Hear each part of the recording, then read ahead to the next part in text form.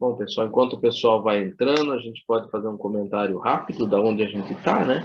Semana passada, nosso irmão Marco Antônio terminou para a gente o capítulo 12, clarividência e clareaudiência, né?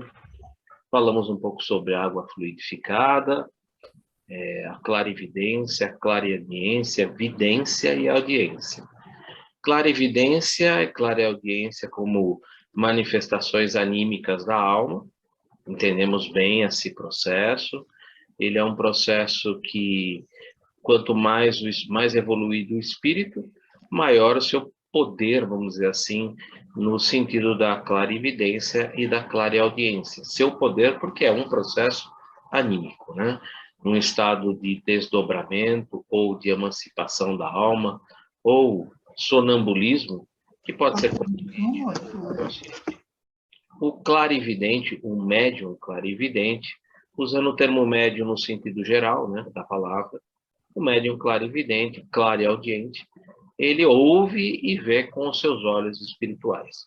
Essa visão é muito abrangente, essa audição é muito abrangente, e ele pode percustar. Ufa, palavrinha difícil. Através do perispírito do assistido, e nisso ele consegue verificar ali as mazelas do passado, as impressões que ficam no perispírito, lembrando que essas impressões nada mais são do que resultado das suas ações que estão no corpo mental. O corpo mental é o órgão, vamos dizer assim, é o órgão, por falta de palavra, né? É o órgão que dá a formação do perispírito, como o perispírito vamos dizer assim, o órgão formador do corpo físico, né? Cada um deles seguindo nesse roteiro, né? Corpo mental, corpo perispiritual e corpo físico. O clarividente e o clareaudiente, como eu disse, são manifestações anímicas. Já a vidência e a audiência, né, já são manifestações mediúnicas. E manifestações mediúnicas que aí vão depender principalmente do padrão vibratório do vidente.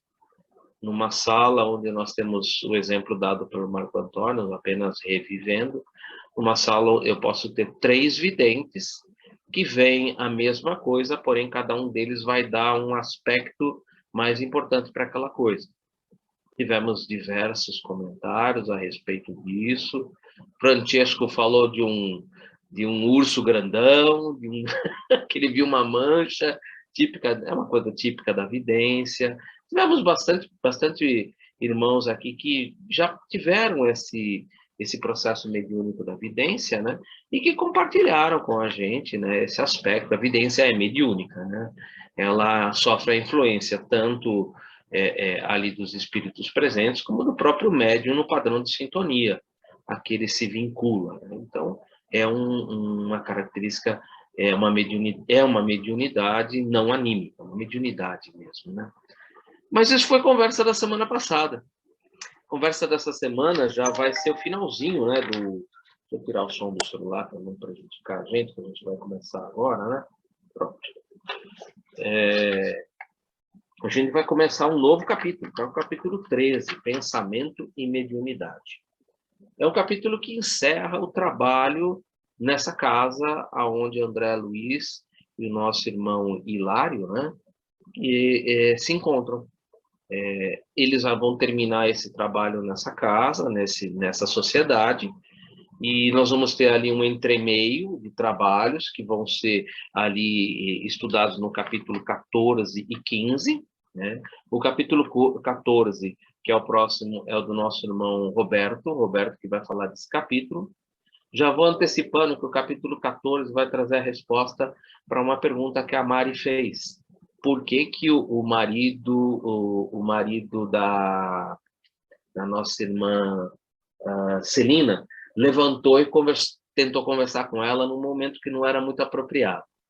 O capítulo 14 vai nos falar exatamente quem é o marido da dona Celina e o que ele está fazendo, o que ele estava fazendo na sociedade, qual era a função dele naquela sociedade, como que ele estava naquela sociedade, o trabalho que ele realizava. Então, a gente vai conhecer um pouco mais, por isso que eu não quis mexer nesse vespeiro, porque a gente vai conhecer um pouco mais o marido da dona Celina no capítulo 14. O capítulo 14 vai trazer respostas que eu não dei, principalmente quando a Mari perguntou por que deram autorização para o sujeito levantar lá no meio e tentar ir falar com ela de uma maneira até um pouco indelicada, né?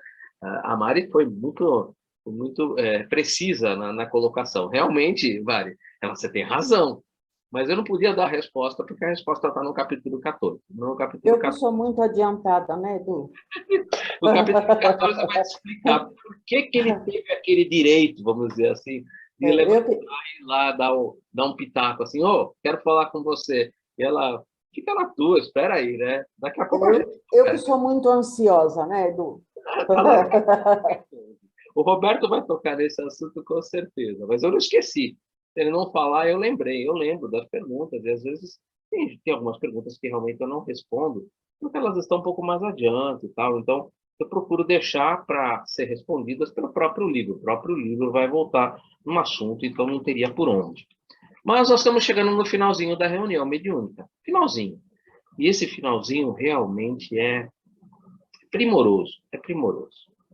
E eu diria que a live de hoje, ela é vamos dizer assim, vamos fazer uma revisão geral de tudo que a gente viu quando a gente trabalhou ali com todos os nossos irmãos. O Anélio Araújo, o Antônio Castro, a Celina, o dirigente, a Eugênia, né, o dirigente, que é o Raul Castro, e o nosso mentor do trabalho, que é o Clementino.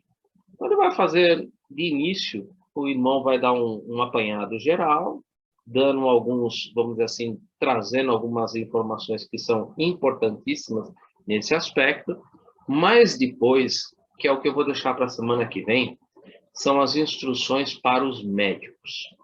As instruções para os médiuns realmente valem um capítulo à parte, valem ali um trabalho à parte, é algo que assim é imprescindível, já que nós estamos estudando um livro chamado Nos Domínios da Mediunidade.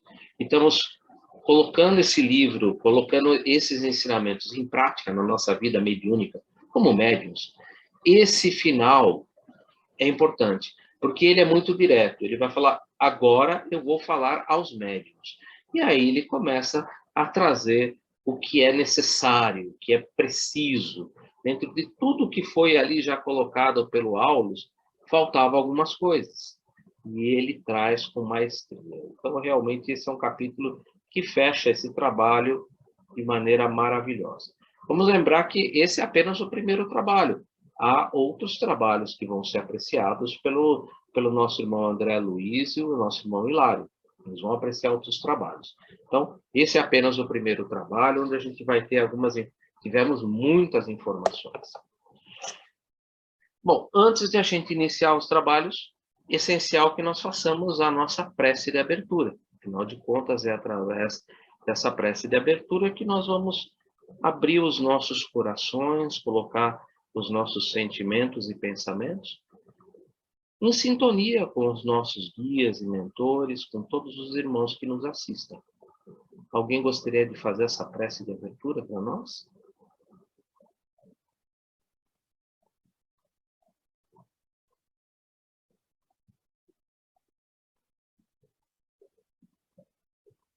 Eu faço a prece de abertura, depois eu peço para alguém fazer então o encerramento.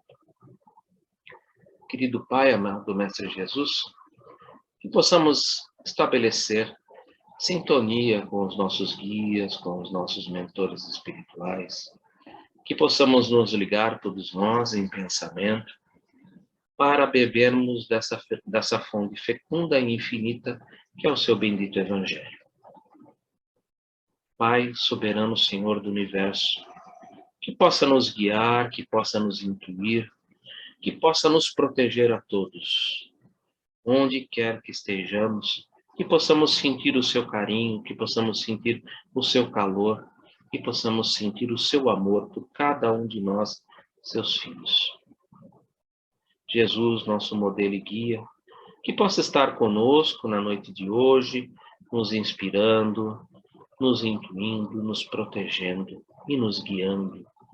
Mestre, que sois todo poder e bondade, sempre está conosco, onde quer que estejamos. como tu mesmo nos prometeste, onde estiver 2 ou mais ali falando em meu nome, lá estarei. Temos a certeza absoluta de contar com a tua presença e de todos os teus ministros e espíritos protetores.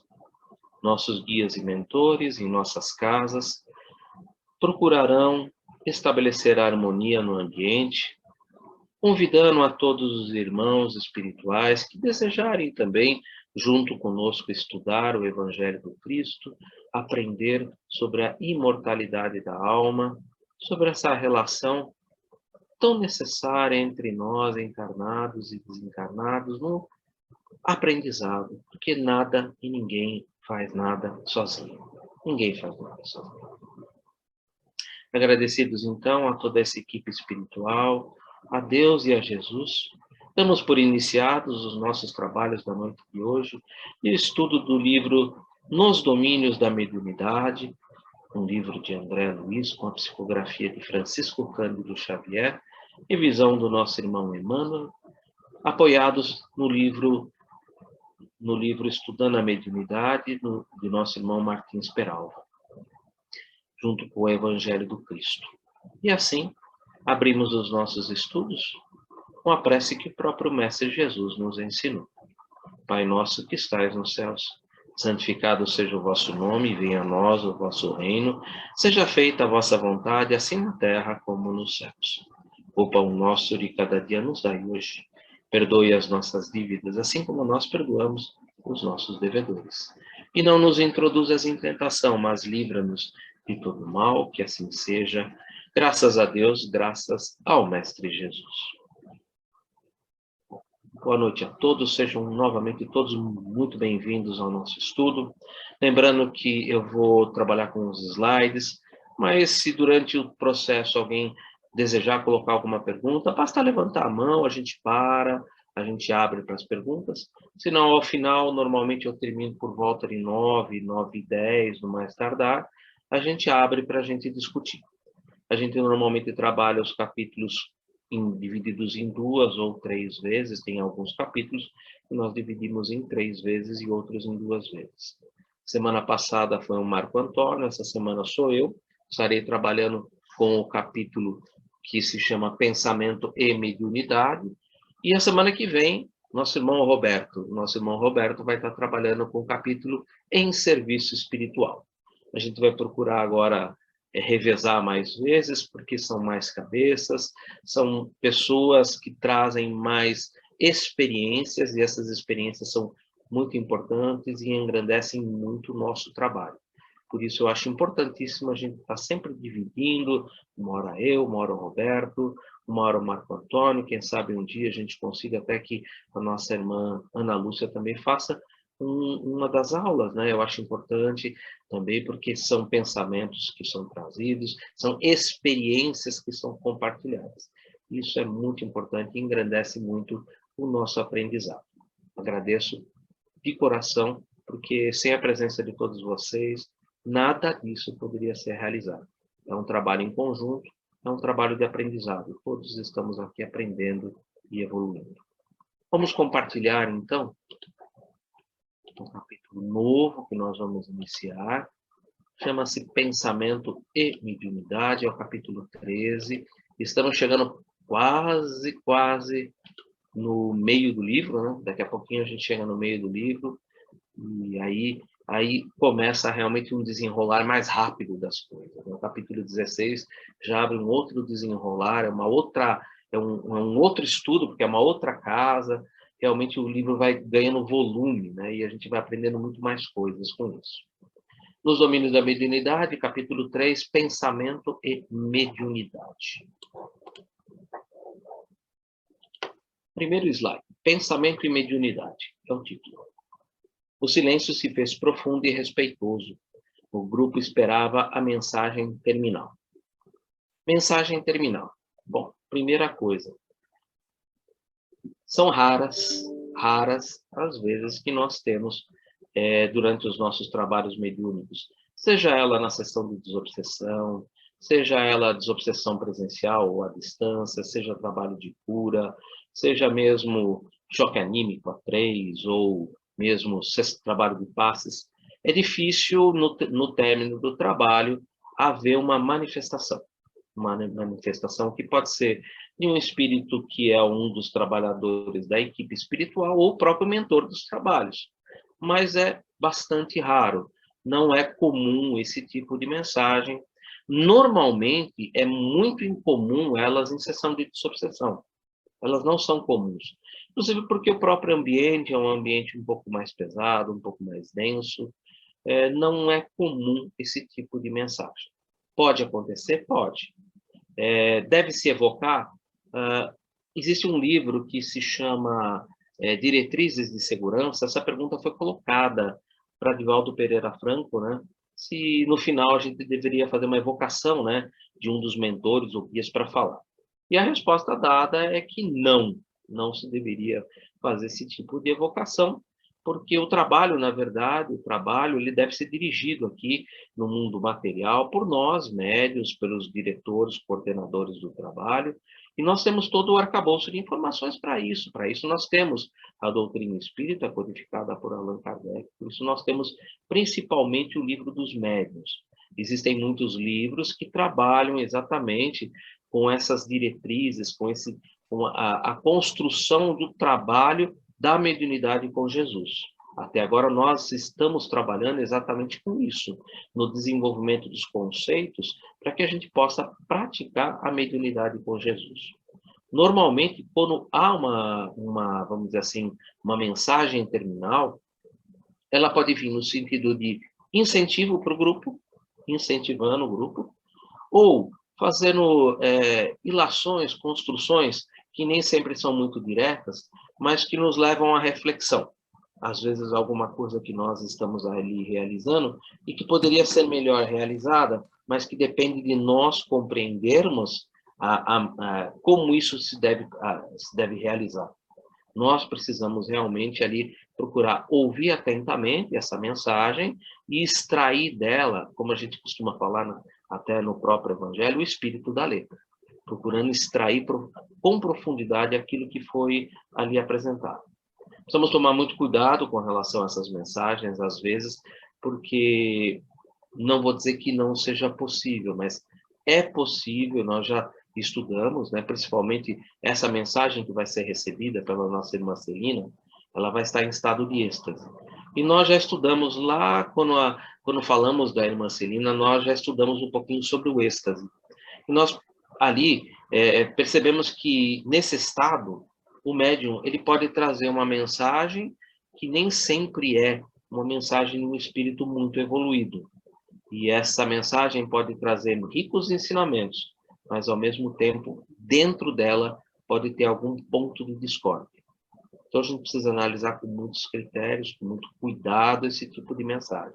Elas devem ser analisadas pelo grupo e devem ser utilizadas daquilo que Allan Kardec sempre nos aconselhou, o bom senso. O bom senso. Se a mensagem, em algum momento, se afasta da doutrina ou se afasta do cristianismo redivivo, que é a própria doutrina espírita, nós precisamos pensar com muita seriedade se nós devemos aceitar ou refutar essa mensagem. É preferível não aceitar 10 verdades do que aceitar uma única mentira. Então, precisamos tomar muito cuidado com o teor dessas mensagens, escutá-las atentamente, depois do término da sessão. É interessante que a gente, entre nós, conversamos, normalmente, quando a gente termina os nossos trabalhos de desobsessão ou de estudo, principalmente no desenvolvimento, a educação mediúnica, eu abro normalmente 10, 15 minutos para a gente conversar, para a gente trazer as nossas impressões, se houve alguma mensagem, o que cada um entendeu da mensagem, o ponto que cada um conseguiu ali captar daquela mensagem, sentimento, pensamento, o que cada um conseguiu extrair daquilo.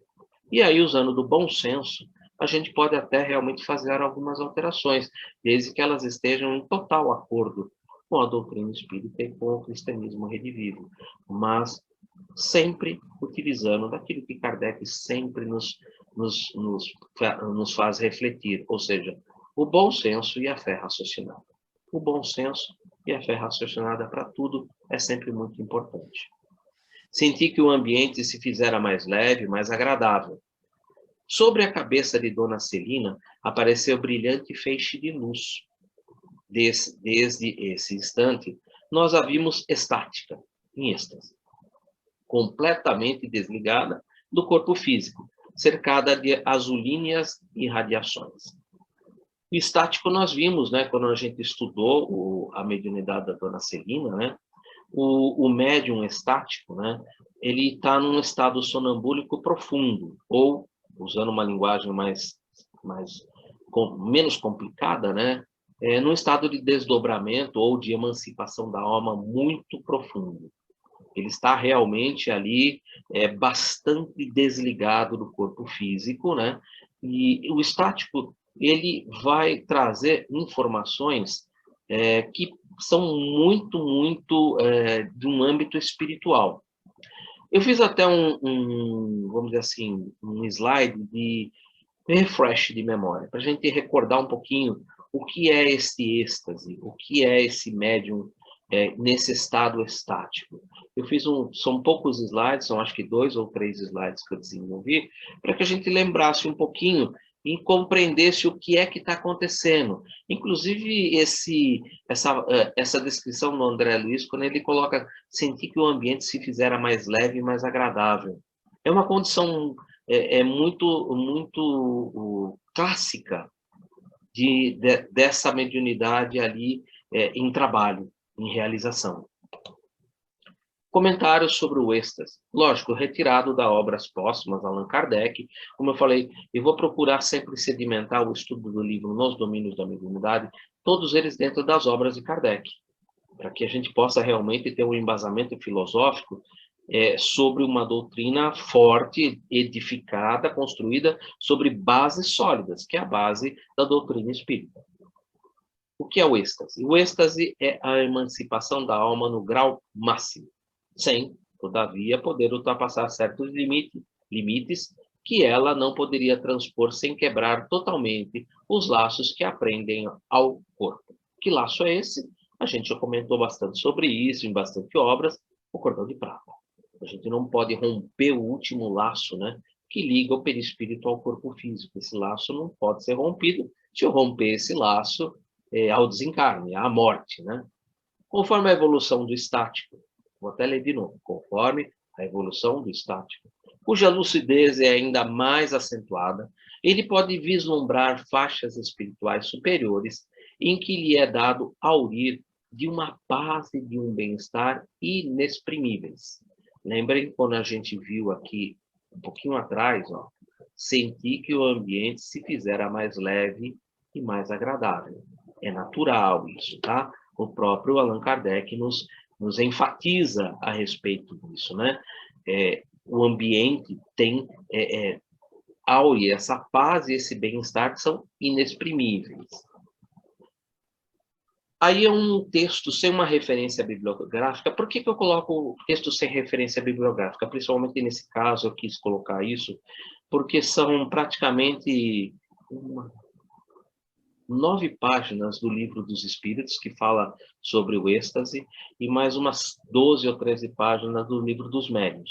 E eu fui tirando pedaços, eu fui tirando pontos que eu achava que eram importantes. Eu procurei manter o mesmo texto, sem fazer mudanças de palavras, mas são pedaços que foram pinçados dentro de um texto de Allan Kardec, dentro do estudo de Allan Kardec, do Livro dos Espíritos e do Livro dos Médiuns.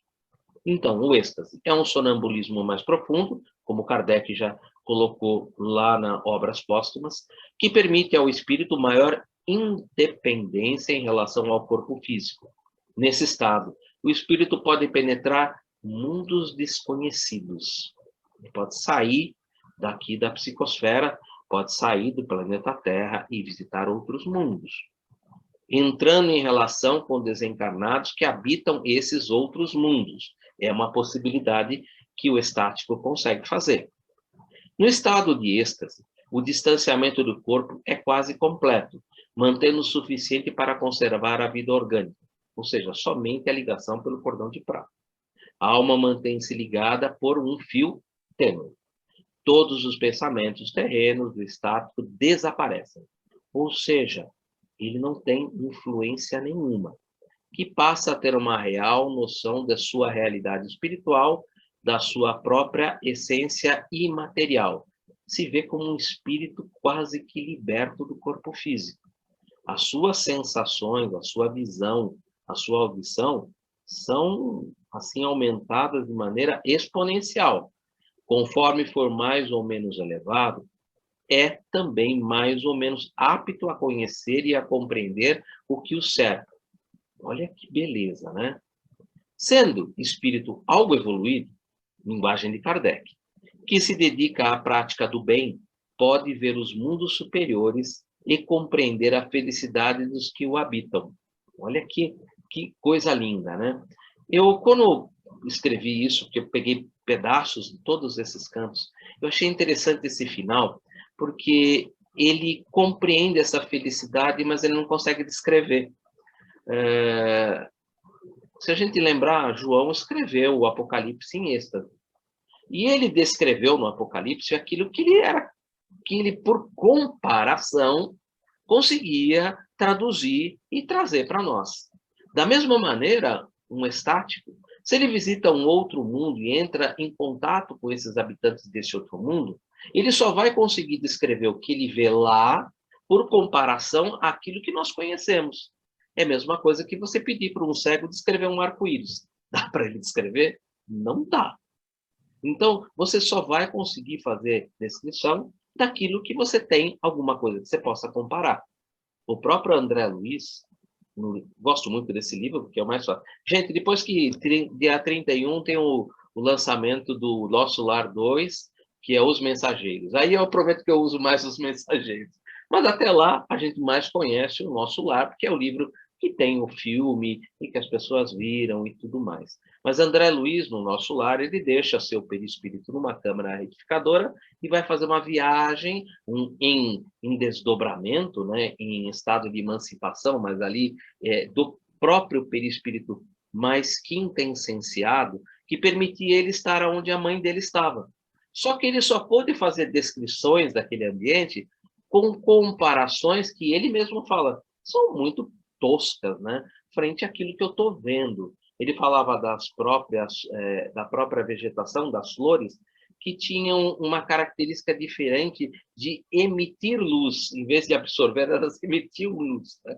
Então, ele falou, eu vejo coisas, mas eu não tenho como compará-las, como descrevê-las, porque não tem como fazer comparação dessas coisas que não são desconhecidas. Então, o estático ele pode ter essas visões e não ter como fazer, trazer isso para nós por não ter comparações. Simples assim.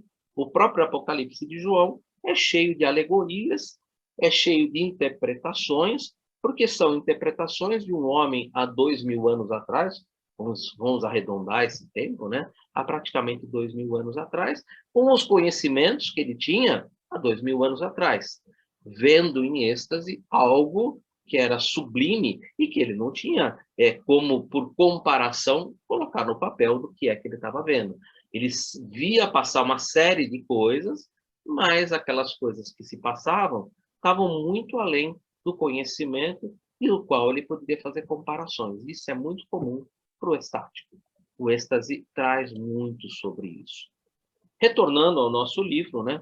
André, admirado com o belo fenômeno, enderecei um gesto de interrogação ao nosso orientador, que explicou sem demora.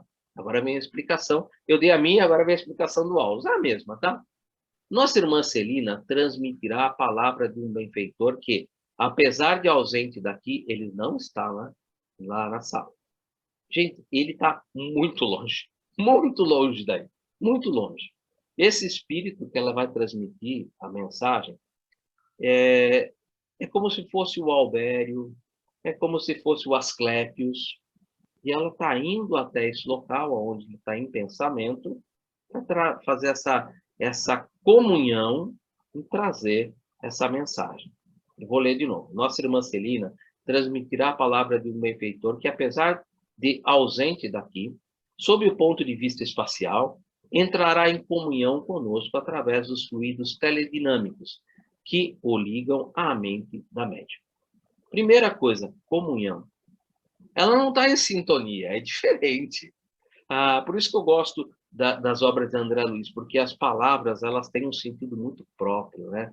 Ele não está falando que aqui, o Aulus aqui é o ministro do nosso lar, né? As palavras não são colocadas por um acaso. Ele entrará em comunhão. Comunhão é diferente de sintonia. Comunhão significa que ela vai estar ali trazendo a mensagem, tá? Como em êxtase. A mensagem não sofrerá nenhum tipo de mudança, não tem animismo, é zero animismo. Ela está completamente afastada do corpo físico. Ele vai utilizar do mecanismo de comunicação, que é o corpo físico dela, de total liberdade. Não tem nenhum animismo, é zero animismo aqui. E em comunhão, significa o quê? Ela vai transfigurar. A Celina vai mudar o tom de voz, a feição dela vai sofrer algumas mudanças que serão perceptíveis. Ela vai transfigurar completamente, porque ela está em perfeita comunhão com o Espírito. Ela não está em sintonia, ela está em comunhão. É diferente. Aqui você não está só numa ligação de pensamento a pensamento. Você não está numa ligação de sintonia. Você está numa ligação de sintonia e sentimentos. E sentimentos. Por isso que ele colocou, entrará em comunhão conosco. Comunhão. Através dos fluidos teledinâmicos. Tele quer dizer a distância, né? Comunicação à distância, que o ligam à mente da médium. Veja que bonito, né? Realmente, quando o Aulus traz a informação, é muito melhor que a minha, né? Que eu trouxe ali atrás. Né? Ele traz com profundidade, ele traz realmente, é um benfeitor que traz com... sabe usar as palavras. E as palavras são muito bem colocadas, né? Ele traz minudicências que são importantes, né? Entrará em comunhão. Quando eu li, eu falei, nossa, isso aqui é lindo, né? Porque é como Jesus falava, né? Eu e o Pai somos um, né? Eu e o Pai somos um, estão em perfeita comunhão, e não sintonia. Algumas pessoas até falam, não, eu e o Pai estamos um porque eles estavam em perfeita sintonia. Não, não, não. Eles estavam em perfeita comunhão, porque tudo que Deus gostaria de nos trazer, gostaria de falar aos seus filhos, Jesus era ali o veículo de manifestação, em perfeita sintonia e comunhão. Ele veio para fazer a vontade daquele que o enviou, em perfeita comunhão. Então, comunhão e sintonia são um pouquinho diferentes. A gente normalmente estabelece sintonia, é natural. Agora, aqui não, aqui vai um pouco além, porque ela está em êxtase, ela vai estabelecer comunhão. E por isso que a mensagem é uma mensagem realmente fantástica, né? Porque ela não tem nada anímico, é realmente uma mensagem que traz ali uma profundeza muito grande, muito belo, realmente é muito bonito. Comentários sobre a irradiação, né? Porque ele está falando sobre a irradiação, né? Pergunta 92 de O Livro dos Espíritos. Os espíritos têm o dom da umbiguidade, ou seja, em outras palavras, o mesmo espírito pode dividir-se em vários pontos ao mesmo tempo? Não pode haver divisão de um mesmo espírito. A gente é criado simples e ignorante. Simples já é de elemento único. Esse simples não é de simplista, não. Esse simples é de elemento único. Nós somos único. Uma coisa só, um. Né? Então, não é de simplista esse simples, não. Tá? É de elemento simples. É que nem uma tabela periódica, os elementos simples da tabela periódica, que são os elementos que não são misturados. Então, aqui é a mesma coisa, simples, de único. Não pode haver divisão de um mesmo espírito. Simples não é de simplista, é de único. Mas cada um é um centro que irradia. A gente irradia para diferentes lados. E é por isso que parecem estar em muitos lugares ao mesmo tempo. Esse um e um eu deixei exatamente para ficar muito forte, porque Kardec coloca isso exatamente para forçar esse entendimento do simples e ignorante, do um, e não do simplista. Vês o Sol? É somente um. No entanto, irradia-se em todas as direções e leva muito longe os seus raios. Contudo, não se divide. Isso é irradiar. Entendeu? Isso é irradiar. 92A, Kardec continua. Todos os espíritos irradiam com a mesma força? A resposta é lógico que não, né? Longe disso. Os espíritos são mais... a palavra dos espíritos é mais bela do que a minha, né? É longe disso. essa força depende do grau de pureza de cada um. Quanto mais puro, mais possibilidades de irradiar. Por isso que eu estou falando, esse espírito que está se comunicando com a Celina, que está longe, imagina o grau de pureza dele. Imagina o grau de pureza dele. E é por isso que eu estou colocando essas perguntas. O espírito não está encerrado no corpo, como numa caixa. Ele irradia por todos os lados. Por isso ele pode se comunicar com outros espíritos, mesmo no estado de vigília, ainda que faça com mais dificilmente. No estado de vigília é mais difícil. Por isso que ela está num estado sonambúlico profundo, chamado êxtase. Retornando para o livro. E aí Aulus vai falar exatamente aquilo que Kardec já tinha sedimentado. Mas é importante, eu volto a dizer, a gente precisa estudar o livro nos domínios da mediunidade junto com as obras de Kardec. A gente vê que o livro acompanha e traz mais informações daquilo que Kardec colocou como a base da doutrina espírita. Nós não podemos fugir da base da doutrina espírita. Mas isso é possível, indagou Hilário discretamente. Aulus ponderou de imediato. Lembra-se da radiofonia e da televisão, hoje realizações amplamente conhecidas no mundo? Um homem, de cidade a cidade, pode ouvir a mensagem de um companheiro e vê-lo ao mesmo tempo, desde que ambos estejam em perfeita sintonia, através do mesmo comprimento de onda. Isso, quando esse livro foi escrito, em 1955, rádio e televisão já estavam ali se desenvolvendo. Hoje a gente faz isso no celular, né, por videoconferência, né? E olha, se irradia para todos os lugares. Celina, a nossa irmã médium, conhece a sublimidade das forças que a envolvem e entrega-se confiante, assimilando a corrente mental que a solicita. Ela vai assimilar, ela vai entrar em comunhão com essa corrente mental. E irradiará a comunicação lição. Ela vai trazer como se fosse um radinho. Por isso que eu falei que aqui, nesse estado de êxtase, ela vai trazer essa mensagem sem nenhuma participação anímica. É zero a participação anímica dela aqui. Totalmente zero. Por isso que ele está dizendo, irradiará o comunicado lição. Funciona como um radinho. Ela vai funcionar como um radinho. Automaticamente. Qual acontece na psicofonia sonambúlica, que nós já vimos, né? Porque o amigo espiritual encontra as células cerebrais e as energias nervosas com as teclas bem ajustadas em um piano harmonioso e dócil. Ou seja, ela também está muito preparada para isso. Não é uma médium qualquer, nós já vimos até aqui, que realmente do grupo, ela é a médium mais esforçada, ela é a médium que mais tem conhecimento, dá a entender que todo esse processo mediúnico dela não é o trabalho de uma única existência. Quando lá nós estudamos a irmã Celina na sua psicofonia sonambúlica inconsciente, o irmão Aulus dá-nos a entender que esse processo que ela vem desenvolvendo não é coisa de uma única existência, é um processo. E ela vem aprimorando, ganhando experiência de encarnação em encarnação. Ou seja, não é uma coisa que foi desenvolvida num piscar de olhos ou numa, vamos dizer assim, numa única existência. Isto é um processo. E o Aulus deixa muito claro quando ele fala da irmã Celina, ó, essa irmã é uma irmã que já vem há alguns tempo nesse processo de trabalho de aprimoramento da sua faculdade mediúnica. Esse processo não é um processo de uma única encarnação, é um trabalho que vai sendo realizado e, é lógico, a gente vai vivendo, né, vivências e vai ganhando experiências. Muitas vivências e muitas experiências. A nossa irmã deve ter uma experiência bem grande, já deve ter tido bastante contato com a mediunidade, não só nessa encarnação, mas em encarnações posteriores, e vem agora aprimorando esse trabalho.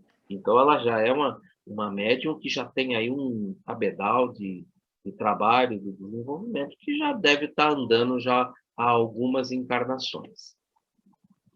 O assistente emudeceu de súbito, fixando o olhar no jato de safirina, de azulada luz, que se fizera mais abundante a espraiar-se em todos os ângulos do recinto.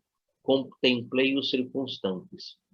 O rosto da médium refletia uma aventura, felicidade, que é uma felicidade, né, misteriosa e ignorada na Terra. O que nós lemos lá no Kardec, nas obras póstumas, né?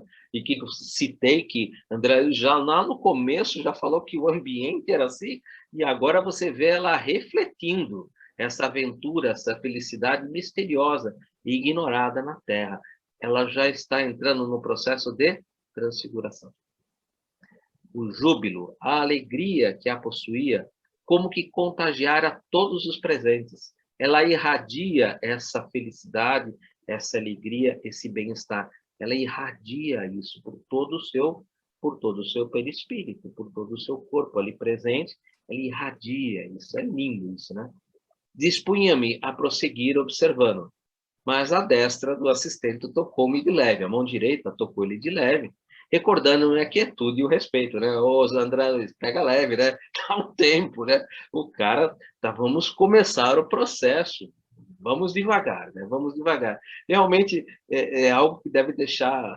Se eu tivesse um lugar, eu também estaria ali querendo saber, querendo, o que é que está acontecendo, porque deve ser algo assim fantástico, né? A descrição já é linda, né? A forma como ele está trazendo, né? E usando dos recursos da fala, da escrita, né? Trazendo isso para a gente já deixa a gente assim, nossa, isso é muito, né? É muito legal isso.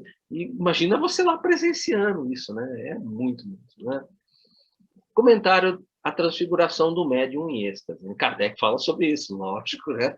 A gente tem que sustentar tudo na obra kardeciana. Então, Livro dos Espíritos. André Luiz relata haver notado no rosto da médium uma aventura misteriosa e ignorada na Terra, em perfeita comunhão. Para aprofundamento do estudo desse fenômeno, recomendamos a leitura do capítulo 8º, da parte 2 do Livro dos Espíritos. Em particular, as questões 439 a 446, que fala sobre o êxtase. Eu fiz um resuminho ali no começo, como eu falei para vocês, tem um monte de página aí, vocês viram, né?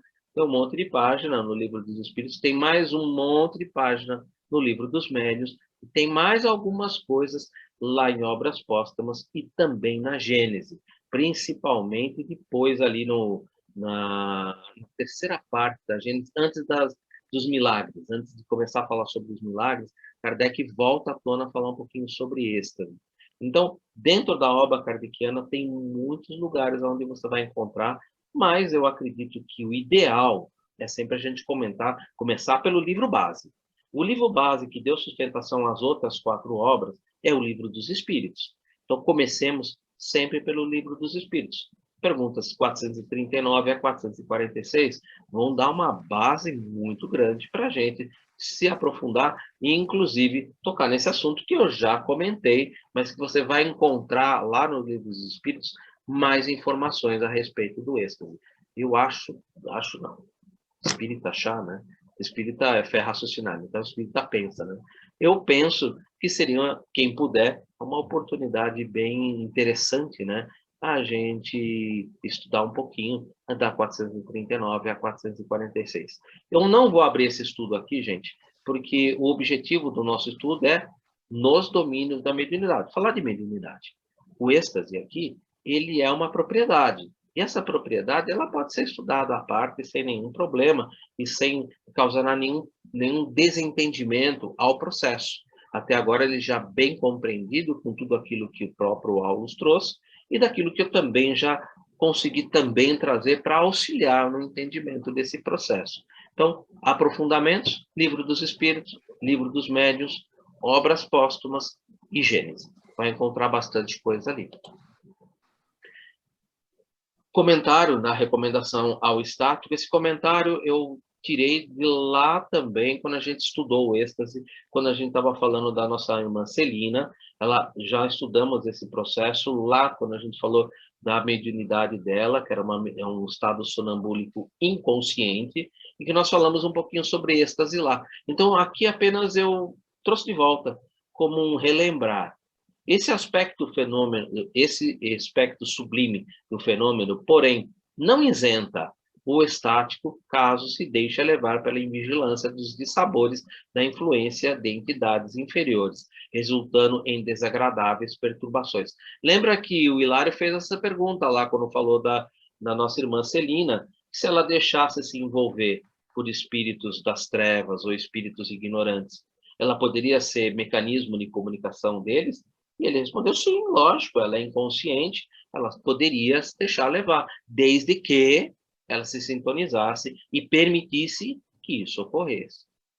Essa é uma das razões pelas quais se deve julgar com muito critério revelações espirituais que venham por meio do estático ou de qualquer outro médium. Eu não estou aqui colocando apenas estático, mas também de qualquer outro médium. Qualquer psicografia, principalmente quando a gente está naquelas sessões em que nós estamos ali trabalhando com médiums de psicografia, toda psicografia deve ser lida com muito critério antes de ser apresentada a qualquer outra pessoa.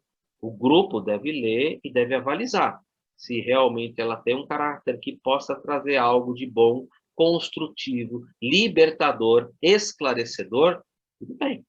Se ela não traz o seu bojo esse tipo de coisa, eu não aconselho que ela seja divulgada. Eu não aconselho que ela seja divulgada. A doutrina espírita é fundamentalmente consoladora. O espiritismo é o consolador prometido. Não teria cabimento você colocar uma mensagem que não fosse profundamente consoladora, que não trouxesse alívio, que não trouxesse conforto aos corações, que não trouxesse palavras de encorajamento. Isso não constrói nada. Não constrói nada. Nesse aspecto, eu preferencialmente falo para as pessoas que é preferível não divulgá-las. Não divulgá-las.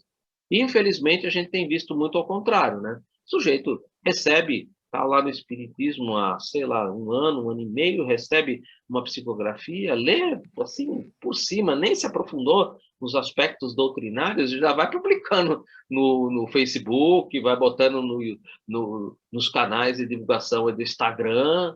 E aí, quando você lê, você começa a observar lá no meio umas barbaridades que não tem nada a ver com a doutrina, que fogem dessa característica consoladora. Às vezes, algumas mensagens dizendo há uma guerra no mundo espiritual. Nossa, guerra no mundo espiritual, né? O príncipe da paz, Jesus, fazendo guerra. Meu Deus. Né? E a gente, eu leio, né? Desconsidero, né? Desconsidero. Mas divulgar esse tipo de coisa, a gente precisaria pensar um pouco mais, né? Verificar se aquilo realmente condiz com a doutrina do Cristo, condiz com o seu evangelho, condiz com os seus ensinos, né? Divulgar esse tipo de coisa só causa problemas, só causa dissabores, só causa discórdias, né? Então, Kardec, quando elaborou o Evangelho segundo o Espiritismo, ele deixou de lado tudo e só se deteve no aspecto moral da doutrina. Ele não se preocupou se Jesus nasceu na Galileia, se nasceu em Belém, se ele tinha irmãos, se ele tinha irmãs. Não, para que isso, gente? Isso é só motivo de discórdia. Ele se preocupou apenas com as características morais. E é isso que a gente precisa. Se ele era o bom senso em pessoa, ele é o codificador, e a gente segue a doutrina espírita por ser o consolador prometido, uma doutrina eminentemente consoladora, que nos dá o direito de colocar ou postar uma mensagem. Não, porque os espíritos estão em guerra com o bem contra o mal, porque os espíritos perseguem. Gente, pelo amor de Deus, vamos ser um pouco mais criteriosos com aquilo que a gente possa receber nas nossas psicografias, ou com aquilo que a gente recebe, e não repassar. Às vezes recebeu uma mensagem como essa, leu a mensagem, não é uma mensagem de cunho espírita, não repassa. Não coloca lá adiante, não leva lá adiante. Se ela não tem sustentação dentro da codificação espírita, não propaga isso. Não leva adiante. Deixa de lado. Sabe, gente? Isso é muito importante para a construção da doutrina espírita. E aqui também é um dos textos que não tem referência bibliográfica e que eu coloquei Porque eu acho importante, eu prezo por esse tipo de coisa, eu não fico aí divulgando. Vocês estão vendo que tudo que eu estou colocando, eu estou dizendo de onde eu tirei, se não tem referência bibliográfica, eu digo, olha, que nem essas mensagens, elas são todos pedacinhos. Pedacinho do Livro dos Espíritos, pedacinho do Livro dos Médiuns, pedacinho da Gênese, pedacinho de obras póstumas. Eu vou pegando pedacinhos, mas eu não fujo de dentro da codificação. Porque se eu fugir de dentro da codificação, como é que eu vou sustentar isso? É insustentável. Qualquer construção que eu faça fora da codificação é construir sobre areia. Vai cair tudo. Não tem como sustentar. Não tem. Então, eu procuro seguir sempre aquilo que está dentro da codificação. E é uma recomendação que eu faço para todo mundo. Siga os ensinos do Mestre Jesus. Siga o caminho da paz. Retornando, meus amigos, começou a bendizer o instrutor. Olha como começa já bonito, né? Meus amigos, que começou a dizer o instrutor, que nos acompanhava o trabalho a longa distância. Novamente, André Luiz aqui forçando isso para nos dar entendimento. Olha, ele é um espírito de alta envergadura, ele está bem longe daqui. Guardemos a paz que Jesus nos legou, a fim que possamos servi-lo em paz. A paz que vos deixo, a paz vos deixo, a minha paz vos dou, mas não vou lá dou como o mundo a dá. Jesus, João, capítulo 14, versículo 27. Ele já abre falando sobre a paz e falando sobre o mensageiro, Jesus, o príncipe da paz. Jesus nasceu sobre o império de Otávio. Otávio Augustus. Augusto não é nome dele. Augustus é uma designação romana que se dá ao representante de Deus na Terra. Otávio Augustus, o representante de Deus na Terra. Quando Jesus nasceu, o Império Romano dominava praticamente todo o Mediterrâneo. Todo o Mediterrâneo estava sobre o comando, os desígnios do Império Romano. Tanto que o mar Mediterrâneo mudaram de nome. Naquela época chamava-se Nostro Mare. Isso porque eles não eram nem um pouquinho orgulhosos, tá, gente? Nem um pouquinho orgulhosos. Né? Nostro Mare. E todo o Império Romano cuidava e ele impunha, Jesus nasceu sobre esse aspecto, impunha a Pax Romana.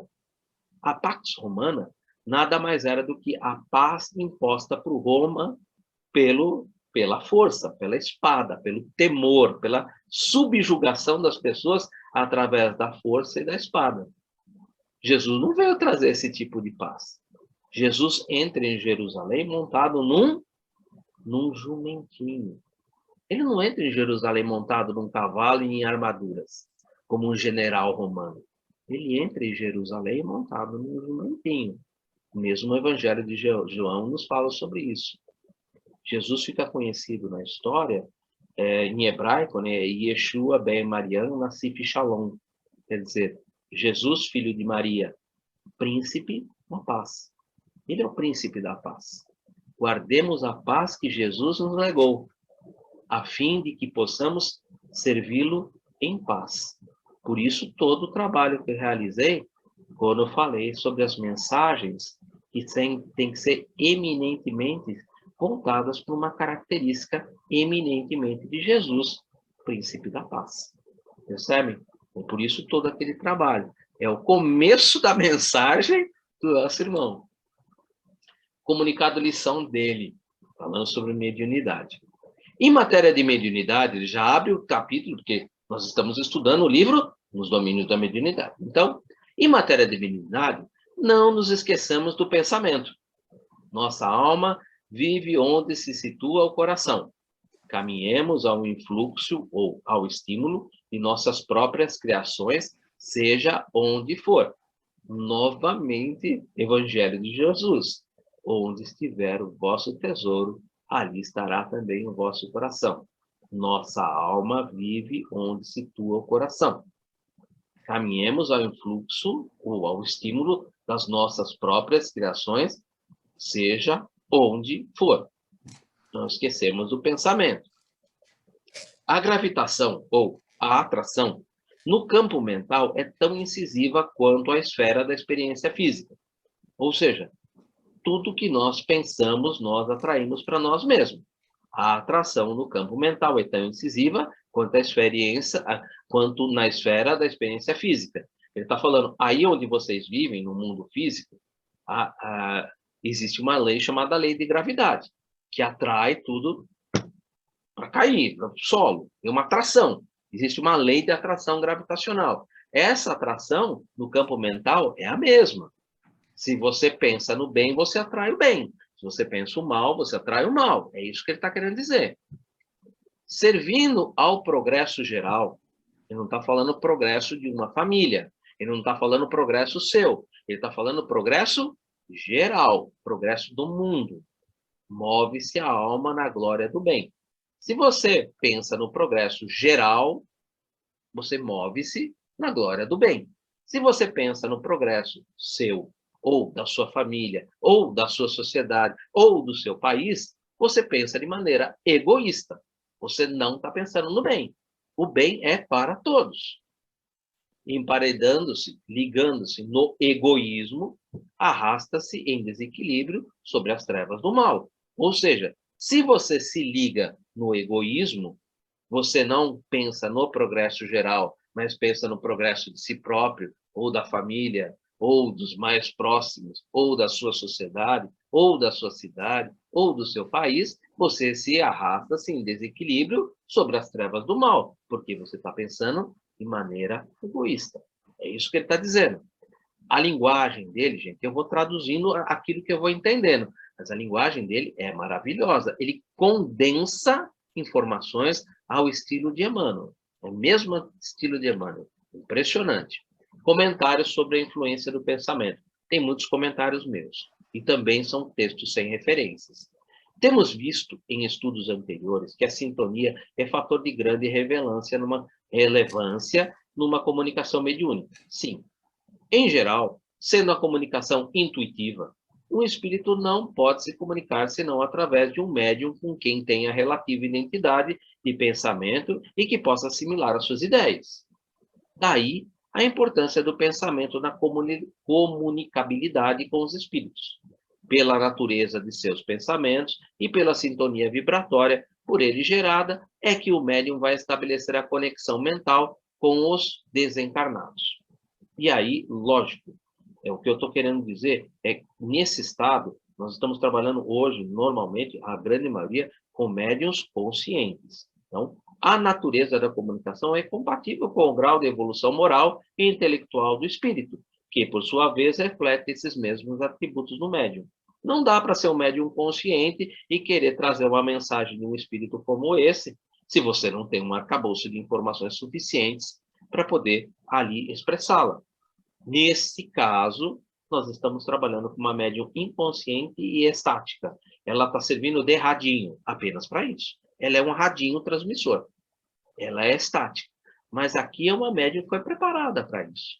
Agora, um médium consciente poderia trazer essa mensagem? Poderia, desde que ele tivesse profunda sintonia e tivesse arcabouço em si construído, que pudesse, de maneira intuitiva, ser utilizada pelo irmão, e que pudesse, nesse intuitivo, ou seja, dele, tirando dele mesmo, pudesse ali expressar o que o irmão está querendo transmitir. Se ele carregar consigo essas propriedades, essa capacidade interpretativa, ele poderia trazer. Óbvio, teríamos ali um percentual que poderia ser mais ou menos anímico, dependendo aí dessa capacidade interpretativa do médium. Se ele fosse, por exemplo, aqui, um Francisco Cândido Xavier, trouxe essa interpretação quase que fidedigna. A quantidade de grau de animismo aqui é muito pequeno, muito, muito baixo, muito baixo. Existe animismo? Existe. Inclusive, o próprio livro Consolador, ele tem uma pergunta que ele deixa ali, essencialmente marcada no livro, que é a 357, mostrando que até o próprio médium Francisco Cândido Xavier entrava em alguns momentos em processo anímico, porque uma das respostas não tinha nada a ver com a pergunta, estava totalmente fora dos conceitos doutrinários, e foram requerir Emmanuel, né? Peraí, você respondeu esse negócio não bate.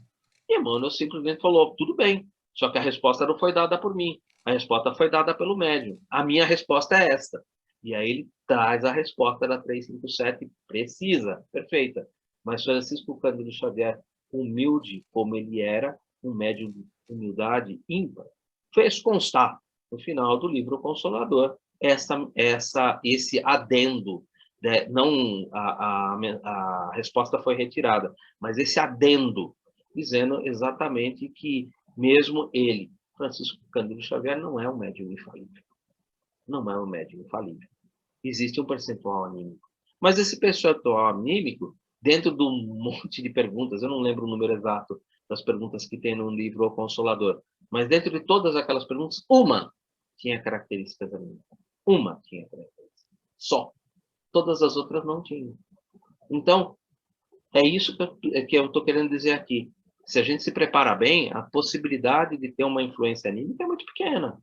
Agora, se não há preparo intuitivo, se você não tem capital de conhecimento e você é um médium consciente, não tem. Realmente é muito difícil trazer esse tipo de informação, esse tipo de mensagem que a nossa irmã Celina está trazendo. Lembrando que ela é uma médium inconsciente, estática, e está servindo apenas de um radinho. Aqui não tem absolutamente nada anímico.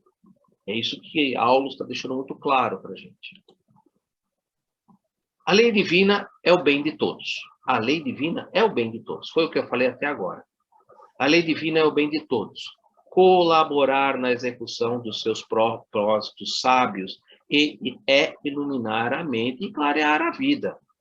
Opor-lhe obstáculos, a pretexto de acalentar caprichos perniciosos, é obscurecer o raciocínio e coagular a sombra ao redor de nós mesmos. Eu acho bonito que esse irmão, ele escolhe as palavras, obstáculos, opor-lhe obstáculos. Você não consegue paralisar a marcha do progresso. Nós estudamos isso no Livro dos Espíritos. O progresso é um determinismo divino. Nós fomos criados simples e ignorantes e seremos espíritos puros e felizes. Ou seja, é determinismo divino. Não tem como você fugir desse determinismo divino. Você pode colocar obstáculos ao progresso. Olha que bonito. Ele coloca as palavras de acordo com aquilo que a própria codificação nos apresenta. Opor-lhe obstáculos, a pretexto de acalentar caprichos perniciosos, é obscurecer o raciocínio e coagular a sombra ao redor de nós mesmos. É indispensável ajuizar quanto à direção dos próprios passos. Se você se deixar guiar, é cego que... ele está voltando àquilo que Jesus está dizendo, é cego guiando cego. Ambos vão cair no buraco. É indispensável ajuizar quanto à direção e os próprios passos, de modo a evitarmos o nevoeiro da perturbação e a dor do arrependimento. Nevoeiro da preocupação, da perturbação e dor do arrependimento. Onde há o nevoeiro, a zona de nevoeiro é conhecida como umbral. A gente não conhece o umbral como a zona de nevoeiro e perturbação espiritual. E lá existe a dor do arrependimento. E as pessoas que estão ali, elas estão remoendo, estão ali arrependidas, muitas delas passando por remorso, ainda não chegaram no arrependimento, mas tem um remorso ali, estão remoendo aquilo que fizeram. Né? O remorso é remoendo aquilo que se passou. A modo de evitarmos o nevoeiro da perturbação, nevoeiro, zona do nevoeiro, umbral, e a dor do arrependimento. Ele está profundamente dentro dos conceitos doutrinários, ele não foge um centímetro. Comentário, Livro dos Espíritos. Vou novamente sedimentar. 834. É responsável o homem pelo seu pensamento? Perante Deus, é. Somente a Deus sendo possível conhecê-lo, onisciente. Ele o condena ou absolve, segundo a sua justiça. Nos domínios do espírito, não existe neutralidade. Essa é outra passagem lindíssima, né? Não dá para ficar no muro. É isso que ele está querendo dizer. Não dá para ficar no muro. E aí, quando eu estava fazendo isso, eu lembrei na hora, falei, olha aí quem ficou no muro. Pilatos, lembra? Lavou as mãos. Gente, ele era governador da Galileia.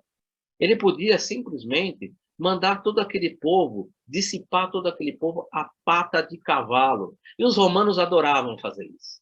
Mas não, ele foi omisso, ele foi covarde. Ele ficou no muro. Não existe neutralidade. E aí uma passagem do Apocalipse de João, em êxtase, falando sobre isso. Conheço as tuas obras, que nem és frio nem quente. Quem deras foras frio ou quente. Assim, porque és morno e não és frio e nem quente, vomitar-te-ei da minha boca. Ou seja, se você for morno, você vai ser expurgado, você vai ser exilado. Isso que ele está querendo dizer, estado de êxtase. E ele escreve sobre isso. Conheço as obras do Cristo. Não és nem frio nem quente. Você ele se posicionava, Jesus estava sempre posicionado. Ele estava sempre autêntico. Ele vivia a verdade, que a sua palavra seja sim, sim, não, não. O que for resultante fora disso, vem do mal. Então, aqui ele situa-se novamente dentro do Evangelho. No domínio do Espírito, não existe neutralidade. Você precisa ser íntegro. Que a sua palavra seja sim, sim, não, não. Retornando. Evoluímos como a luz eterna, segundo os desígnios de Deus, ou estacionamos na treva, conforme a indébita determinação do nosso eu, egoísta. Se você quer ficar nas trevas, porque você quer se tratar o seu eu, o seu ego, alimentar o seu ego, estacionar nas trevas. Indefinidamente? Não, lógico que não. Vai ficar um bom tempo lá. Lembrem do último livro que nós estudamos, Gregório, 500 anos nessa região de trevas, até que compreendeu que ele poderia colocar muitos obstáculos ao progresso, mas ele que era inexorável. Ele, em algum momento, isso iria ceder. Porque cansa, gente, cansa. Não dá, cansa mesmo. Qual o tipo de energia do pensamento? O pensamento malévolo dirige uma corrente fluídica cuja impressão é penosa. O pensamento benevolente nos envolve de um eflúvio agradável. Daí a diferença de sensações que experimenta a aproximação de um amigo ou de um inimigo. Evangelho segundo o Espiritismo, capítulo 12, item 3. Falando exatamente sobre aquilo que ele está comentando sobre nós, dessa aproximação. O médium, nós médios, quando estamos ali trabalhando numa reunião mediúnica, a gente percebe as energias do espírito que se aproxima da gente. Quanto mais negativas, mais duras essas energias, a gente sente essa dureza. E quando são espíritos mais elevados, a gente sente essa suavidade, esse frescor, que muitas vezes, gente, é quase que indescritível. A sensação de leveza e de frescor e de carinho, de amor que a gente sente. É quase indescritível. Não vale encarnar-se ou desencarnar-se simplesmente. Não adianta nascer e morrer, nascer e morrer, nascer e morrer. Adianta isso? Sei o que devo ser e ainda não sou, mas rendo graças a Deus por estar trabalhando, embora lentamente, por dentro de mim próprio, para chegar um dia a ser o que devo ser. O próprio Chico falando dele mesmo. O Evangelho de Chico Xavier, o próprio encarnado, itens 40 e 41. Sei o que devo ser e ainda não sou. Palavras dele mesmo, Francisco Cândido Xavier. Retornando, né, continuando depois desse lateralzinho, todos os dias as formas se fazem e desfazem. Lei do progresso, lei de destruição, que na verdade nada se destrói, tudo se renova, tudo se renova. Na verdade, Lavoisier já tinha falado sobre isso, né? Nada se cria, nada se destrói, tudo se transforma. Eu gostaria de mudar isso aí para tudo se renova. E se renova sempre para melhor. Vale a renovação interior com um acréscimo de visão a fim de seguirmos à frente, com a verdadeira noção da eternidade em que nos deslocamos no tempo. Afinal de contas, somos espíritas, não somos? Somos reencarnacionistas, não somos? Se somos reencarnacionistas, é porque acreditamos que somos espíritos imortais e que, uma vez criados por Deus, entramos para a eternidade, com a verdadeira noção da eternidade em que nos deslocamos dentro do tempo. Ele não foge 1 centímetro daquilo que a gente estuda dentro da obra. Comentário de não vale encarnar-se ou desencarnar-se simplesmente. Também achei importante comentar sobre isso. A lição é relembrada no sentido de demonstrar que a reencarnação é fenômeno meramente físico, que por si só não é bastante para a evolução do espírito. O que realmente impulsiona o progresso espiritual é a nossa construção interior, que Jesus falava a todo momento do reino de Deus, que é uma construção interior. O reino de Deus não vem com aparências exteriores. O reino de Deus está dentro de vós, é uma construção íntima, pessoal, intransferível. Para operá-la, é preciso que tenhamos o que o instrutor chamou de noção de eternidade, isto é, concretizarmos que somos espíritos imortais e que as ocorrências terrenas são todas passageiras e voltadas para o nosso progresso. Não cabia tudo, por isso. O que guardaremos para sempre é o nosso patrimônio moral, que as traças e a ferrugem não consomem, nem os ladrões roubam, e que é conquistado através da construção íntima e o aprendizado contínuo da prática verdadeira da caridade e do bem comum para todos. É que não cabia tudo, então acabei decorando o texto todo, porque senão não cabia tudo aí. Então, é um texto sem referência bibliográfica, mas que dá a entender o que não adianta, né? Encarnar e desencarnar, gente, que vai acabar acontecendo se você ficar só nesse ir e vir, é muita vivência sem nenhuma experiência. Muita vivência sem nenhuma experiência. E o que vale é a experiência, tá, gente? O que vale é a experiência. Às vezes, uma vivência traz muita experiência. Muita. Enriquece demais. E essa é uma vida muito enriquecedora. Enriquecedora. Então, não adianta só vivência. De vivência está cheio de gente que é exilada. Que é exilada. Consciência e remorso. Retornando ao livro, né? Consciência pesada de propósitos malignos, revestida de remorsos, abundante de ambições desvairadas ou denegrida de aflições, não pode senão atrair forças semelhantes. Estaremos em órbita com aqueles que nos são semelhantes, que a encadeiam a torvelinhos ou redemoinhos infernais. Estamos sempre em sintonia com aqueles que nos são afins. Exatamente nesse aspecto. A obsessão. A obsessão é sinistro conúbio, união, casamento, da mente com o desequilíbrio comum às trevas. Pensamos e imprimimos existência ao objeto idealizado. A mente produz plasma sutil. Lembra o capítulo 2 do livro Nos Domínios da Mediunidade, quando o irmão Albério fala sobre a mente que produz o plasma sutil, que gera toda a forma pensamento. Ele está voltando lá, Albério. Por isso que aqui, eu vou dar um pitaco meu, gente, é meu. Eu acho que aqui é o próprio Albério está falando, tá? Mas é do estilo, porque ele está voltando ao que ele está dizendo lá no capítulo 2. Quando eu li isso aqui, eu falei, putz, ele está voltando no capítulo 2. Pensamos, imprimimos a existência ao objeto idealizado. É o mesmo parágrafo que está lá. E aí ele coloca embaixo, a mente produz plasma sutil. Isso está entre aspas, porque não está aqui, nesse capítulo. Está lá no capítulo 2. É a obsessão, é o casamento da mente em desequilíbrio comum às trevas.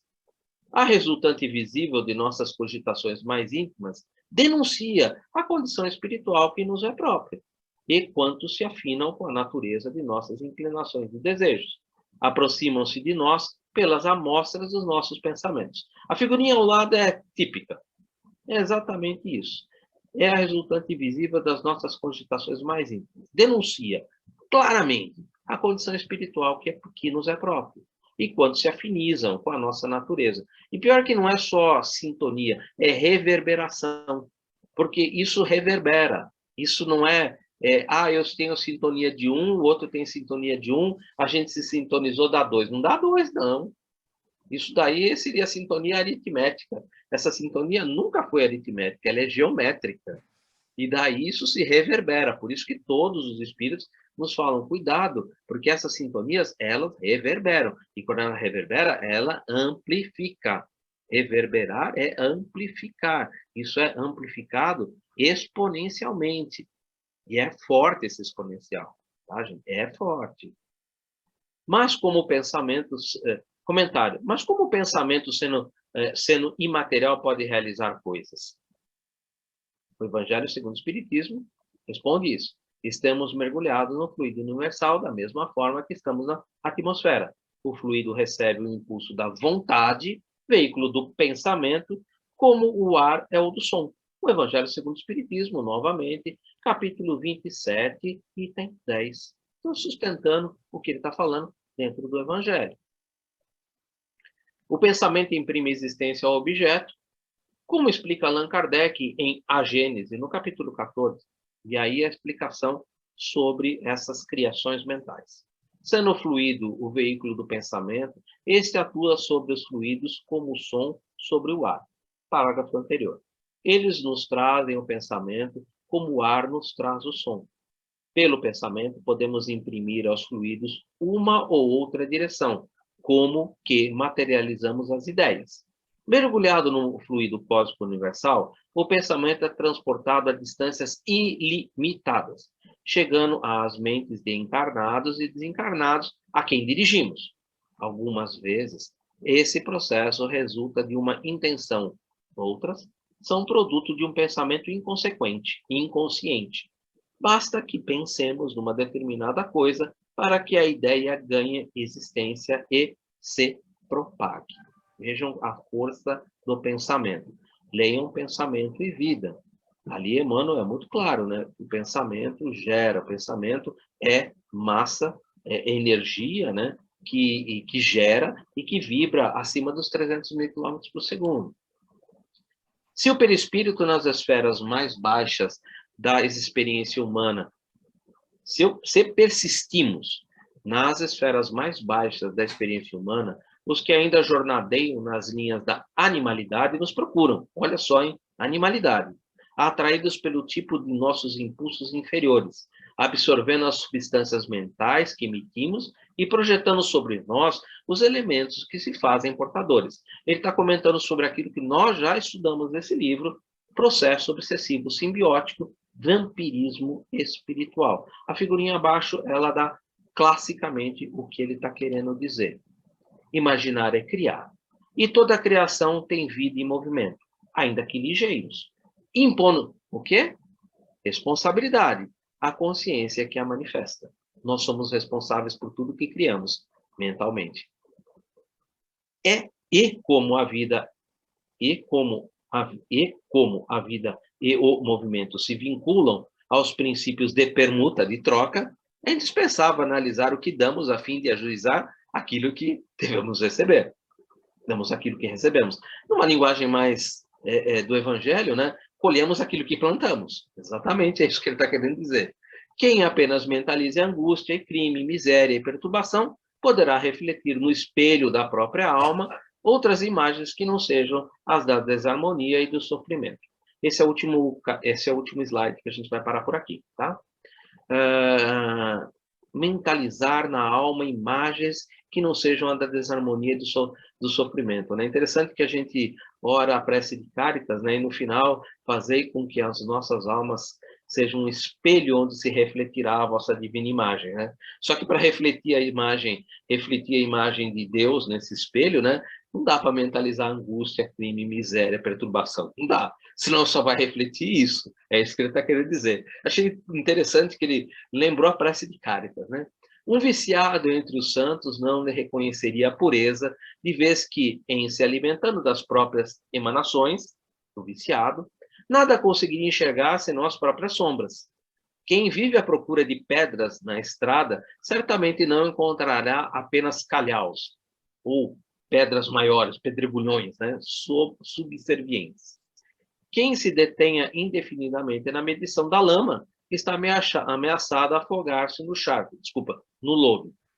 O viajante fascinado pelos espinheirais, à beira do caminho, sobe o risco de enlouquecer entre os espinheiros do mato sem cultivo, o matagal.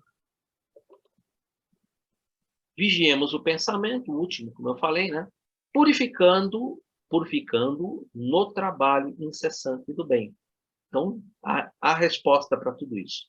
Purificando o trabalho incessante do bem.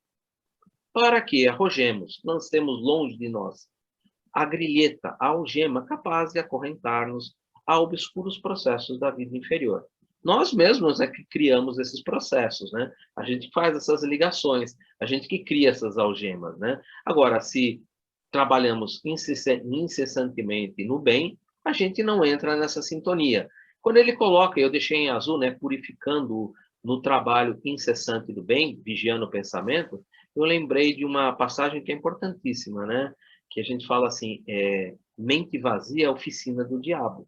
É exatamente isso, né? Vigiemos o pensamento, purificando no trabalho incessante do bem, para que ele não seja a oficina do diabo.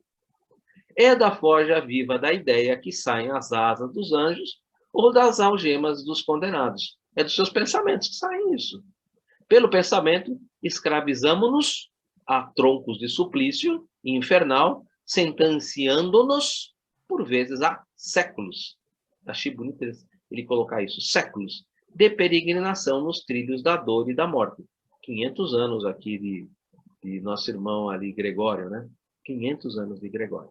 Bom, gente, daqui para frente, ele vai entrar no item mediunidade. E aí é que o bicho pega mesmo. Até agora, ele falou sobre pensamentos, ele trabalhou sobre os aspectos do pensamento, das criações mentais, da sintonia, da comunhão, do aspecto do êxtase, o início, né, no aspecto do êxtase, no aspecto dessa mediunidade da nossa irmã que está servindo como um radinho nessa comunicação. Então, até aqui, gente, eu vou dizer para vocês que ele pegou leve. Ele pegou muito de leve. É daqui para frente que a coisa vai realmente ser interessante para nós médiuns, porque ele vai começar a falar sobre mediunidade. Então, daqui para frente, é algo que eu diria assim, é substancial, no aspecto geral de tudo que nós estudamos do livro, até o capítulo 12, é esse núcleo aqui, que é o fechamento, ele está fazendo o fechamento do estudo, é onde esse núcleo que vai trazer os aspectos mais importantes e que fazem parte desse estudo da mediunidade e da mediunidade com Jesus.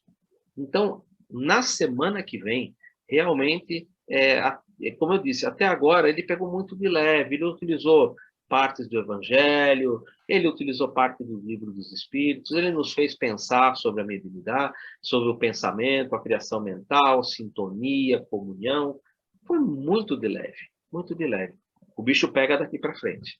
Por isso que eu fui até um pouco mais tarde hoje, gente, mas eu queria trazer essa primeira parte, porque ele separa nitidamente em dois pedaços esse capítulo. Um pedaço que ele vai falar de pensamento, sintonia, que ele vai falar sobre comunhão, que ele vai falar sobre a mediunidade da Celina, e a outra parte, que é esse final, não são muitos slides, são acho que 12 ou 14 slides, mas que nós vamos tomar aproximadamente uma hora e pouco para conversar, porque daqui para frente, esses últimos slides são fundamentais, são fundamentais.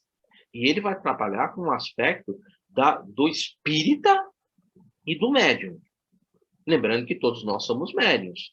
Uns com uma mediunidade ostensiva, mas de uma característica gerais, todos somos médiuns. Ele vai trabalhar como espírito e médium. Então, isso é fundamental. Fundamental. É o convite da semana que vem. Eu vou parar por aqui e vou abrir para vocês. Eu falei demais hoje e eu acho que o pessoal pode trazer alguma coisa para nos ajudar. Inclusive para dar tempo de eu tomar uma aguinha, né, gente? Obrigado.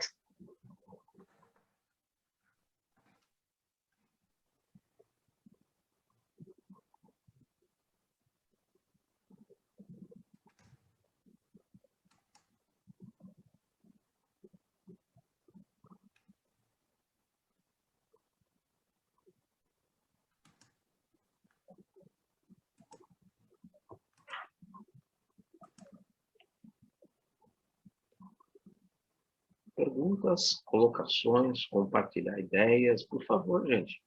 Vamos abrir esse pedacinho aqui para a gente conversar um pouquinho. Senão fica parecendo que ninguém entendeu nada ou eu fui muito drástico. Gente, eu peguei leve. Semana que vem é que a coisa vai realmente pegar para nós, principalmente nós espíritas, né? Realmente aí a mensagem vai se tornar bastante delicada, bastante pontual. Essa mensagem de hoje ela foi bem bem tranquila mesmo.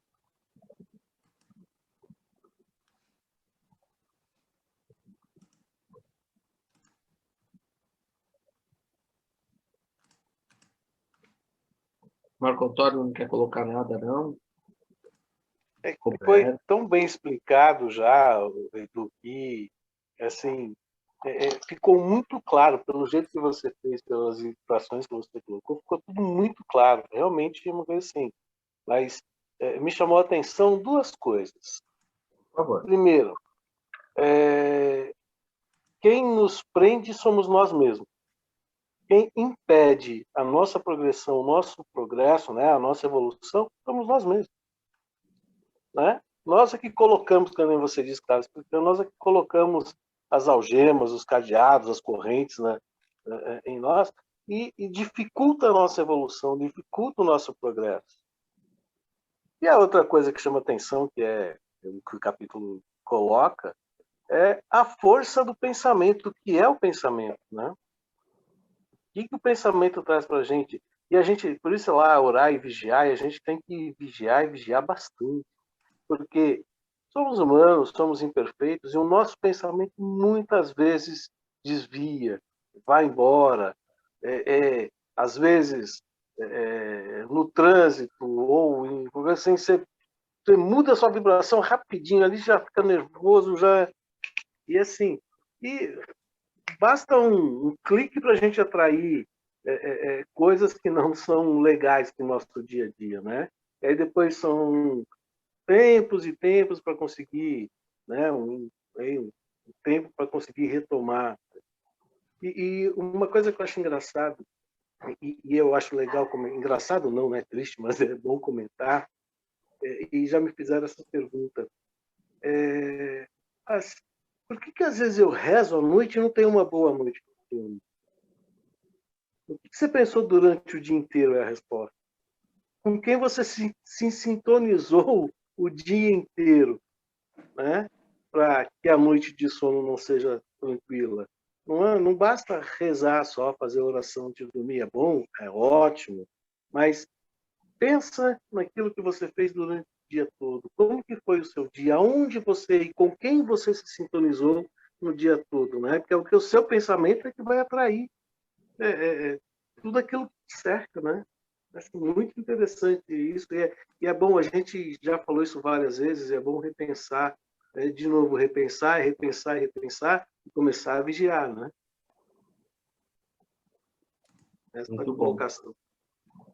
Obrigado, Marcos. Muito bom. Sobre a condição do êxtase, Gilberto, por favor.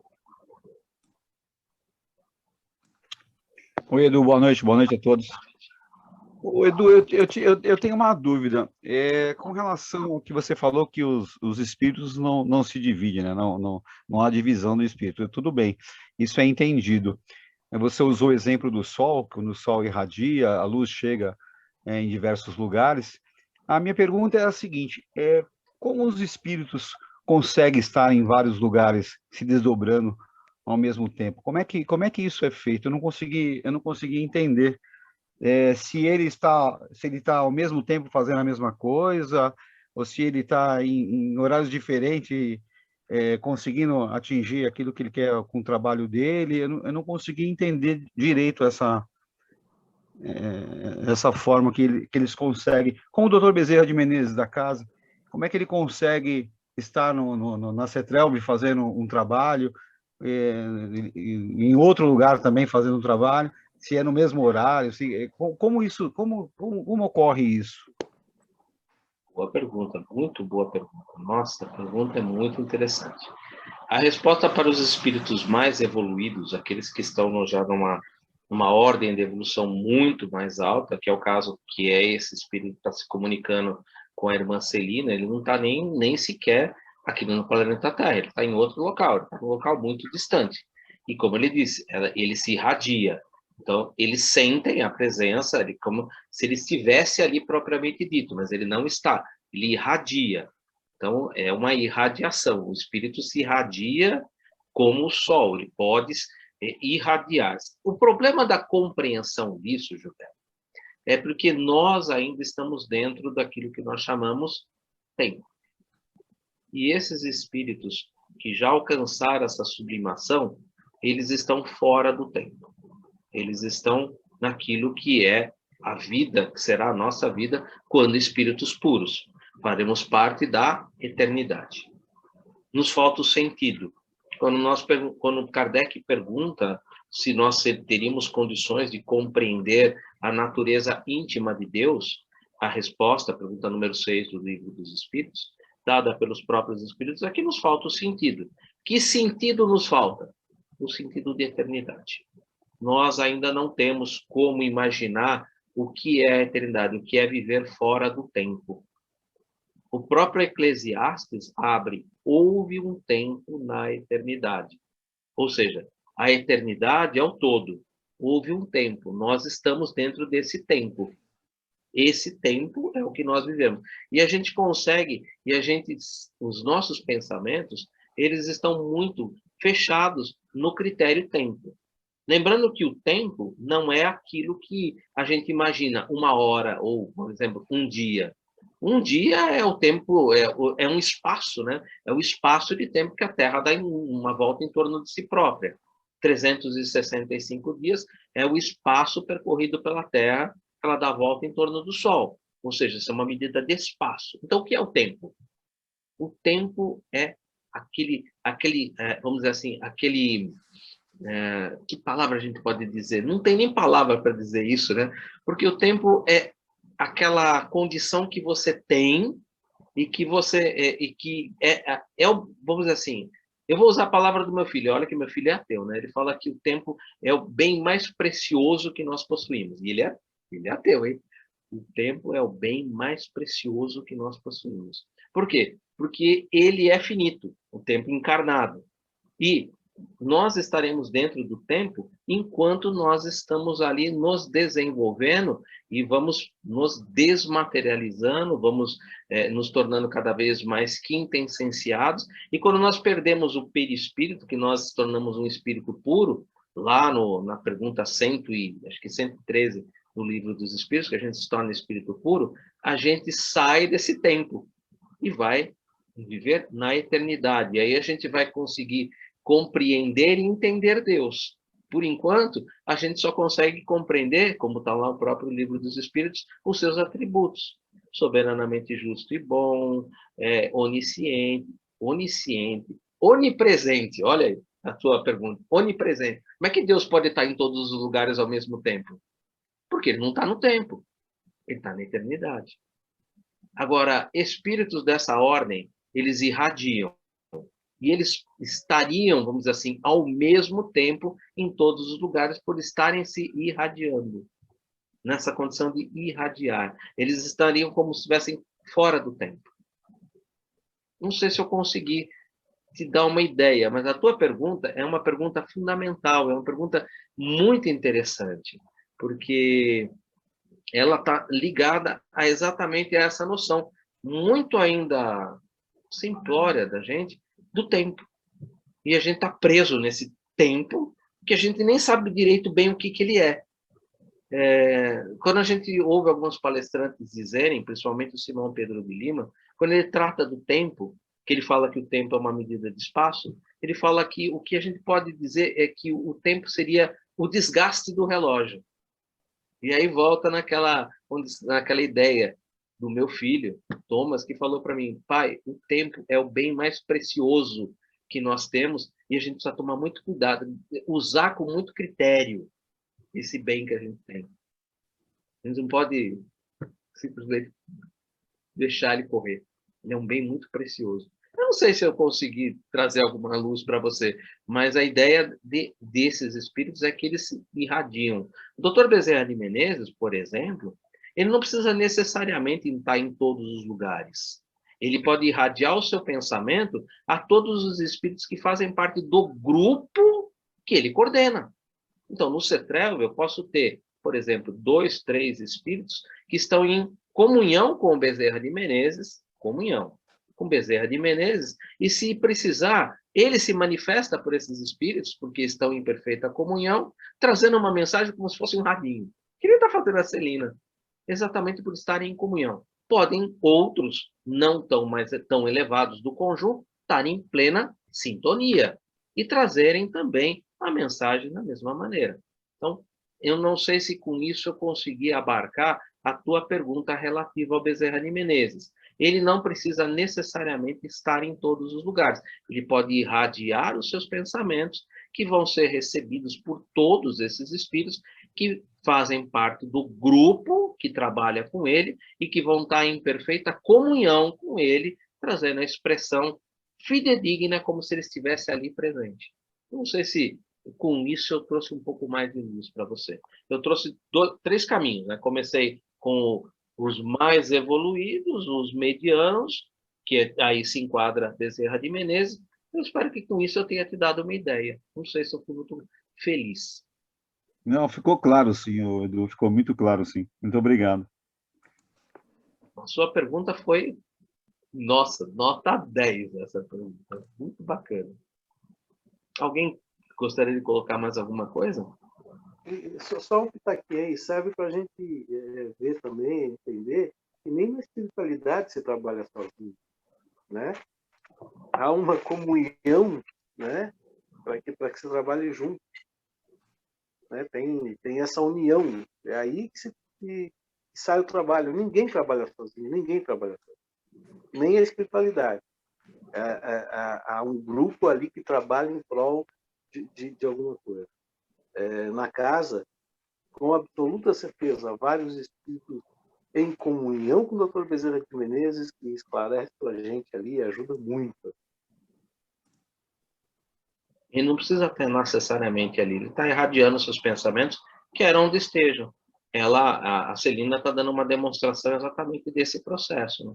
Ali, falei, penso eu, pode ser até o próprio Albério, que já começou na obra, esteja dando continuidade, muito longe dali, utilizando-se do veículo de manifestação da dona Celina, como uma médium inconsciente, sonambúlica, em êxtase, para que ela trouxesse ali, de maneira como um radinho, a irradiar os seus pensamentos com total clareza, com sentimento e tudo mais. Vai ser algo indescritível, lindo demais, lindo mesmo.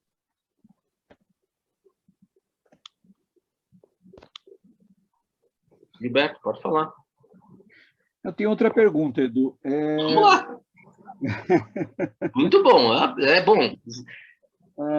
A gente já estudou isso e a gente sabe que um espírito ele pode ter a forma de um outro espírito de acordo com a necessidade daquele grupo de estudo, sei lá, não sei te explicar ao certo como isso se dá, mas ele pode se tornar a forma de uma outra pessoa, de um outro espírito. Ele pode fazer isso também em comunhão? Olha, o que você está perguntando é sobre o perispírito, né? De alguém que está trabalhando no grupo ali, por exemplo, numa sessão de desobsessão. Tem a manifestação, por exemplo, de um escravo que ainda preso a um processo de perseguição, a um processo que tenha criado algemas, que a gente estudou muito hoje sobre isso, e que o ligou ainda ao processo de perseguição, de ódio, de vingança, e ele ainda esteja vivendo esse tempo em que ele teve aqui como um negro escravo. E, às vezes, no auxílio desse nosso irmão, pode um outro irmão, jamais evoluído, trabalhador da sessão, ali se manifestar como um preto velho. Ele molda, ele modifica o seu perispírito para que o seu perispírito tenha a aparência de um preto velho.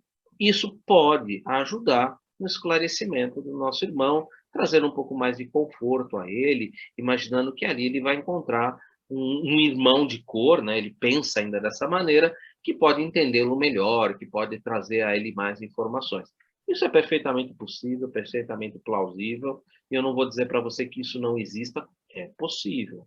Tá? Agora, o que você toca nesse assunto, o próprio texto nos faz refletir sobre isso, quando eu falei do aspecto da comunhão, que a nossa irmã Celina, ela muda o tom de voz, o Aulus fala sobre isso, ele muda o tom de voz e muda até alguma aparência, Lógico que a aparência física não dá para mudar, mas dá para você mudar traços fisionômicos.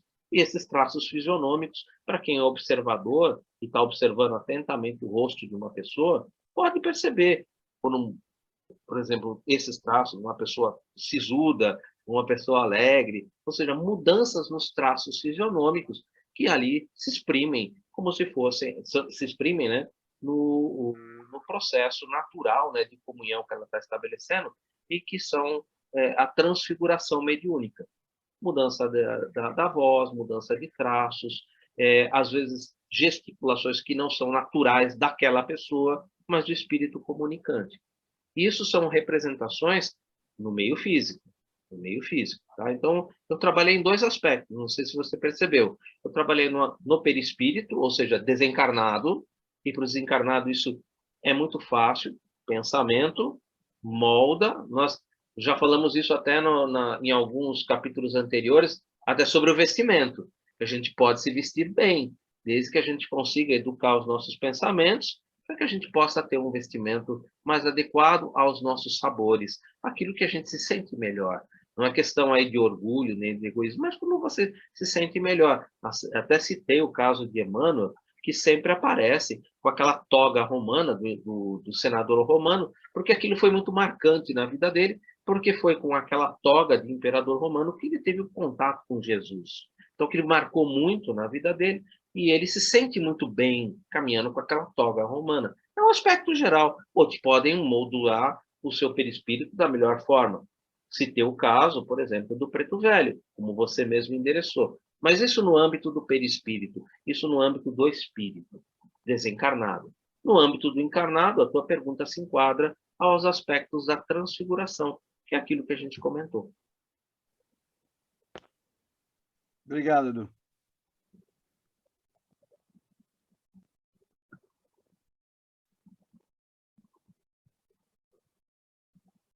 Alguém gostaria de colocar mais alguma coisa? Edu, a Ana Joyce colocou uma pergunta para você no chat. Vamos lá. Irradiação é diferença de umbiguidade? Com certeza. A umbiguidade, né, seria divisão. Ele é possível de ser dividido, né? E o espírito, ele é único, ele não pode ser dividido. Ele pode irradiar, mas ele é único. É o próprio Livro dos Espíritos, quando a gente leu lá a pergunta, por isso que eu coloquei a pergunta do Livro dos Espíritos, ela falava exatamente sobre esse aspecto, que o espírito não se divide, ele se irradia. Irradiar é diferente de dividir. Inclusive, o próprio Kardec coloca ali o exemplo do Sol, que foi inclusive citado pelo Gilberto. O Sol irradia, ele não está em todos os lugares, ele irradia e, portanto, parece que ele está ali, mas ele está bem longe, ele está irradiando. E o espírito é a mesma coisa. Foi a mesma resposta que eu dei para o Gilberto quando a gente tratou do nosso irmão, o mentor da nossa casa, que é o Bezerra de Menezes, que ele não precisa estar necessariamente na nossa casa, mas ele pode irradiar os seus pensamentos e a sua equipe pode captar esses pensamentos, como a Celina está captando, e pode ali trazer esse como se ele ali estivesse presente, exatamente da mesma forma. Então, irradiar não é se dividir, não é umbiguidade, não é estar em dois lugares ao mesmo tempo, se dividindo. Não, ele não se divide, ele irradia.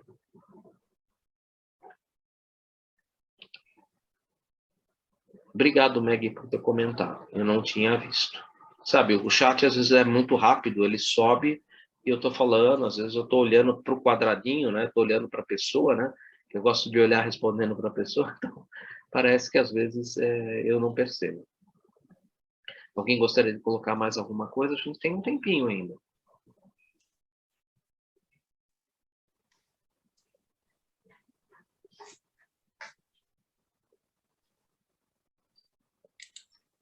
Se não houver mais nenhuma colocação, a gente pode partir para o encerramento. Só que eu queria fazer um convite especial a todos que puderem. Não percam a semana que vem.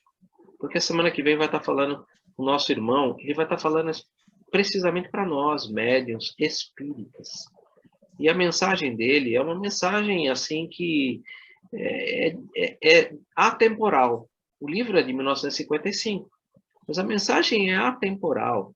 Eu não sei se vocês perceberam, eu tentei trabalhar muito com isso.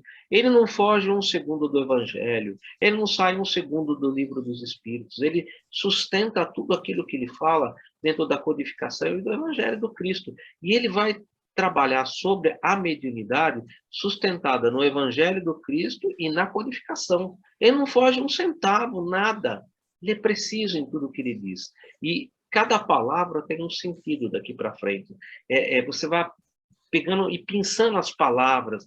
Ele faz que nem Emmanuel, ele adensa ao conhecimento e você precisa ir pegando as palavras e abrindo as palavras. É muito bonito. Quem está com os slides, dá uma olhadinha nos slides. Eu coloquei bastante comentários. Vocês veem que esse capítulo está muito rico de comentários, porque é um capítulo riquíssimo, né? É um dos capítulos mais assim ricos de informação. É esse capítulo, né? A mensagem de término do trabalho. E lógico, essa mensagem ela foi trazida para nós, né, gente? Como eu falei, é uma mensagem que, como André Luiz e Hilário estavam ali, é uma mensagem que era para ser trazida para nós. É um presente isso. Isso é um presente. É um presente. Podemos partir para o encerramento, então?